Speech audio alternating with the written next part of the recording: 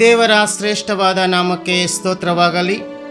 50 ದಿನಗಳ ಮಹಾ ಉಪವಾಸ ದಿನಗಳಲ್ಲಿ 7ನೇ ದಿನದ ವಾಕ್ಯ ಧ್ಯಾನಕ್ಕಾಗಿ ನೇಮಕಗೊಂಡ ಸತ್ಯವೇದದ ಭಾಗವು ಮಾರ್ಕನು ಬರೆದ ಸುವಾರ್ತೆ 3ನೇ ಅಧ್ಯಾಯ 31ರಿಂದ 35 ವಚನಗಳನ್ನು ನೋಡುವಾಗ, ಮೊದಲನೆಯದಾಗಿ ಯೇಸು ಸ್ವಾಮಿ ತಾಯಿ ಮತ್ತು ಸಹೋದರರ ಸಂಬಂಧಗಳನ್ನು ನೋಡುತ್ತಿದ್ದೇವೆ.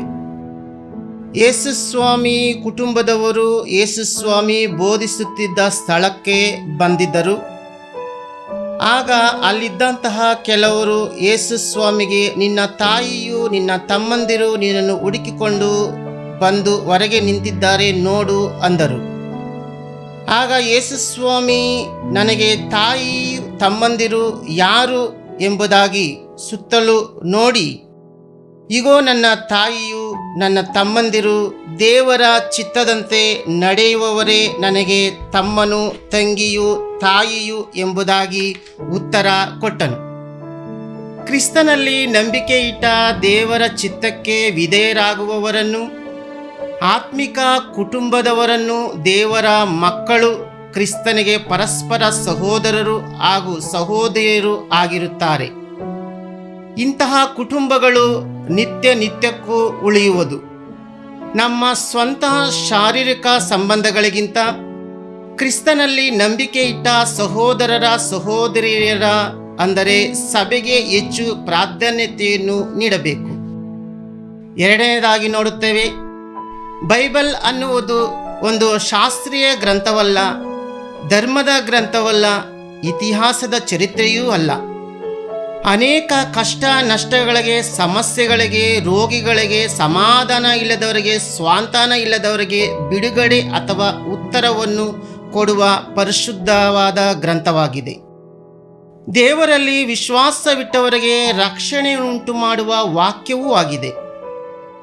ನಾವು ಬೈಬಲನ್ನು ಎಷ್ಟು ಸಾರಿ ಓದಿದ್ದೇವೆ, ಎಷ್ಟು ಪ್ರಸಂಗಗಳನ್ನು ಮಾಡಿದ್ದೇವೆ, ಎಷ್ಟು ಕಾಣಿಕೆಗಳನ್ನು ಕೊಟ್ಟಿದ್ದೇವೆ, ಎಷ್ಟು ಸಾರಿ ದೇವಾಲಯಕ್ಕೆ ಹೋಗಿದ್ದೇವೆ, ಎಷ್ಟು ಉಪವಾಸ ಪ್ರಾರ್ಥನೆಗಳು ಮಾಡಿದ್ದೇವೆ ಅನ್ನುವುದಕ್ಕಿಂತ ಮುಖ್ಯವಾಗಿ ಕ್ರಿಸ್ತನೊಂದಿಗೆ ನಮ್ಮ ಸಂಬಂಧ, ಅನುಭವ, ವ್ಯಕ್ತಿಗತ ಜೀವನ ಹೇಗಿದೆ ಅನ್ನುವುದು ತುಂಬ ಮುಖ್ಯವಾಗಿದೆ.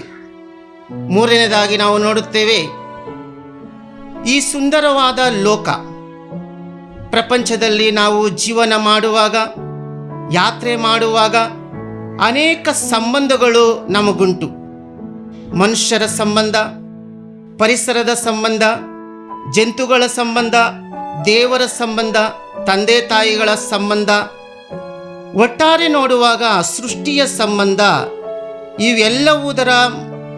ಎಲ್ಲವೂ ಮನುಷ್ಯನಿಗೆ ದೇವರು ಕೊಟ್ಟಿರುವ ಸಂಬಂಧಗಳು. ಈ ಸಂಬಂಧಗಳಿಲ್ಲದೆ ಒಂದು ಮಗು ಅಥವಾ ಒಬ್ಬ ಮನುಷ್ಯನು ಹುಟ್ಟುವುದಕ್ಕೂ ಸಾಧ್ಯವಿಲ್ಲ, ಜೀವನ ಮಾಡುವುದಕ್ಕೂ ಸಾಧ್ಯವಿಲ್ಲ, ಮರಣ ಹೊಂದುವುದಕ್ಕೂ ಸಾಧ್ಯವೇ ಇಲ್ಲ.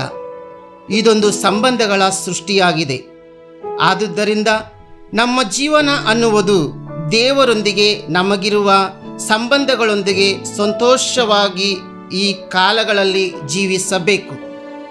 ಒಬ್ಬ ಮನುಷ್ಯನು ಈ ಲೋಕದಲ್ಲಿ ಸಂಬಂಧಗಳಿಲ್ಲದೆ ಜೀವನ ಮಾಡುವುದಕ್ಕೆ ಹೇಗೆ ಸಾಧ್ಯವಿಲ್ಲವೋ, ಹಾಗೆಯೇ ಯೇಸು ಕ್ರಿಸ್ತನೊಂದಿಗೆ ನಮ್ಮ ಅನುಭವ, ರಕ್ಷಣೆ, ವಿಶ್ವಾಸ ಜೀವಿತವಿಲ್ಲದೆ ಪರಲೋಕದಲ್ಲಿ ಸೇರುವುದು ಅದಕ್ಕಿಂತೂ ಕಷ್ಟವಾಗಿದೆ. ಒಬ್ಬ ಮನುಷ್ಯನು ದೇಹದಲ್ಲಿ ರೋಗಗಳು ಇವೆ ಎಂದರೆ ಡಾಕ್ಟರ್ ಹತ್ತಿರ ಹೋಗಿ ಸಲಹೆಗಳನ್ನು ತೆಗೆದುಕೊಂಡು ಚಿಕಿತ್ಸೆಯನ್ನು ಪಡೆಯುತ್ತಾನೆ. ಆದರೆ ಮನಸ್ಸಿಗೆ ಸಮಾಧಾನವಿಲ್ಲವೆಂದರೆ, ಶಾಂತಿವಿಲ್ಲವೆಂದರೆ ದೇವರ ಹತ್ತಿರ ಬರಲೇಬೇಕು. ದೇವರನ್ನು ಆಶ್ರಯಿಸಿದ ಕುಟುಂಬಗಳು ಬೆಳಕಿನ ಕುಟುಂಬಗಳಾಗಿ, ಅನ್ಯ ಜನರಿಗೆ ದಾರಿ ತೋರಿಸುವ ಕಿರಣಗಳಾಗಿ, ಪ್ರಜ್ವಲಿಸುವ ದೀಪಗಳಾಗಿ ಇರುತ್ತಾರೆ. ಕುಟುಂಬ ಎಂಬುದು ನಮ್ಮೆಲ್ಲರಿಗೂ ದೇವರು ಕೊಟ್ಟಿರುವ ಕೃಪಾವರವಾಗಿದೆ. ಆದುದರಿಂದ ದೇವರ ಚಿತ್ತ ಅಂದರೆ ದೇವರ ಮನಸ್ಸನ್ನು ಅರ್ಥ ಮಾಡಿಕೊಂಡು ನಮ್ಮ ಕುಟುಂಬಗಳನ್ನು ಅನ್ಯ ಜನರಿಗೆ ಮಾದರಿಯಾಗಿ ಜೀವಿಸಬೇಕು ಎಂದು ದೇವರು ನಮಗೆ ತಿಳಿಸಿ ಕೊಟ್ಟಿದ್ದಾನೆ. 1 ಕೊರಿಂಥದವರು ಬರೆದ ಪತ್ರಿಕೆ 2ನೇ ಅಧ್ಯಾಯ 16ನೇ ವಚನ ನಮಗೆ ತಿಳಿಸುತ್ತದೆ, ಕರ್ತನ ಮನಸ್ಸನ್ನು ತಿಳಿದುಕೊಂಡು ಉಪದೇಶಿಸು ಎಂಬುದಾಗಿ.